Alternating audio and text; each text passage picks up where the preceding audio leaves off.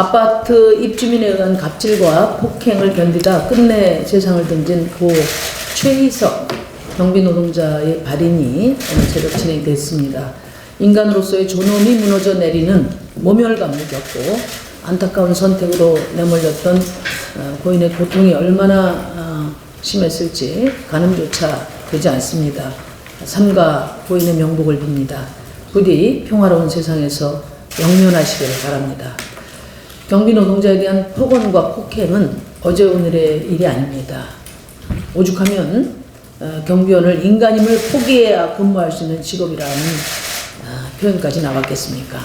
입주민의 갑질 폭행을 예방하고 경비노동자들을 보호하기엔 구체적인 대안도 마련되지 않아 안타까운 비극만 반복되고 있습니다. 경비노동자의 노동권은 근로기준법 사각지대에 놓여 있습니다. 52시간 근무제도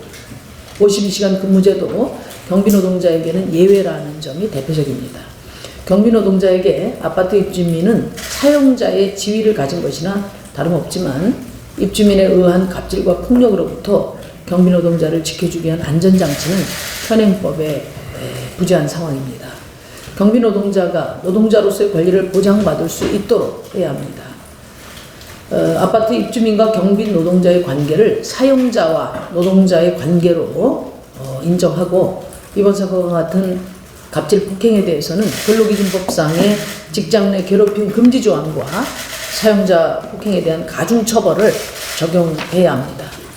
직업에 귀천이 없다는 말은 지금의 현실과는 동떨어진 말입니다. 하지만 직업에 귀천이 없어져야 한다는 것은 자명합니다. 경비노동자라는 이유로 노동자의 권리로부터 소외돼서는 안 되고 고령자라는 이유로 차별받아서도 안 됩니다. 정의당은 전국의 30만 경비노동자들이 근로기준법을 적용받고 인간답게 존중받으며 일할 수 있도록 필요한 제도 개선과 대책 마련에 나서겠습니다. 다시는 이런 비극적인 죽음이 반복되지 않도록 최선을 다하겠다고 고인 앞에 엄숙히 약속드립니다. 문재인 대통령께서 그린 뉴딜 관련 4개 부처 합동 보고를 지시하셨습니다. 대통령께서 그린 뉴딜을 주목하고 계신 것은 매우 고무적인 일입니다.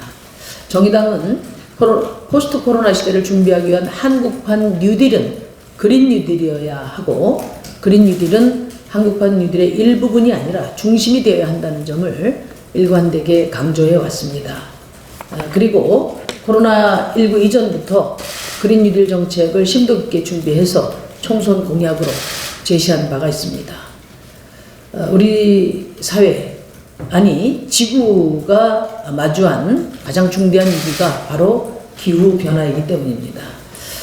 문재인 대통령께서는 그린 뉴딜을 일자리 창출의 측면에서 강조하셨습니다.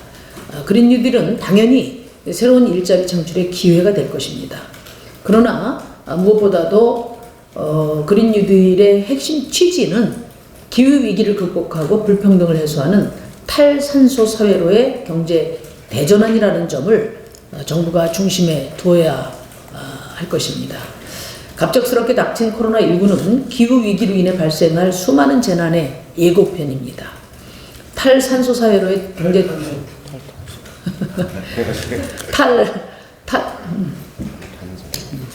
탈탄소 사회로의 경제 대전환에 조속히 돌입하지 않으면 재난은 반복될 것입니다. 이렇게 반복되는 재난 앞에서는 일자리 경제도 살아날 수가 없습니다. 21세기 뉴딜은 필수적으로 그린 뉴딜이어야만 하는 이유입니다.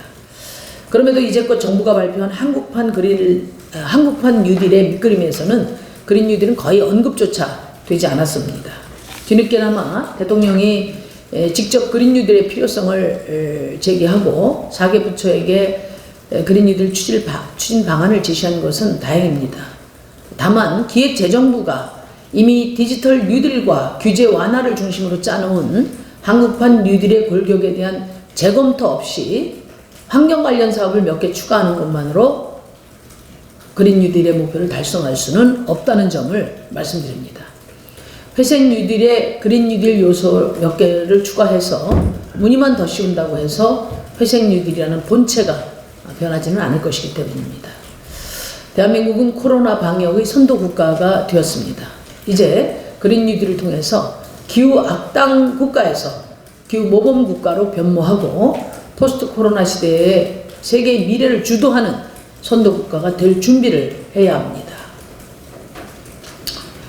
그 선도성이야말로 탈탄소 경제로의 방향 전환을 명확히 선언하는 것입니다. 그리고 국가의 책임 있는 공공투자를 통한 녹색 일자리 중심의 고용 회복 계획을 세우는 것이 그린 뉴딜의 기본이 되어야 합니다. 그린 뉴딜의 핵심은 기후 위기 대응을 위한 탄소 경제 극복에 있다는 것을 다시 한번 강조합니다.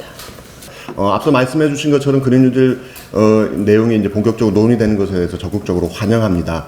하지만 지금 일부 언론에서는 굉장히 우려스러운 계획들이 조금씩 발표되고 있습니다. 그 부분에 대해서 좀 더 말씀드려보도록 하겠습니다. 일부 지금 이제 그린 뉴딜 계획과 관련해서 나오는 얘기들 중에 보면은 구체적으로 대기업에게 전력 판매를 허용한다거나 아니면 환경부가 그동안 해오던 여러 가지 사업들에 대해서 이게 내용을 보강하는 이런 식으로 나오고 있습니다.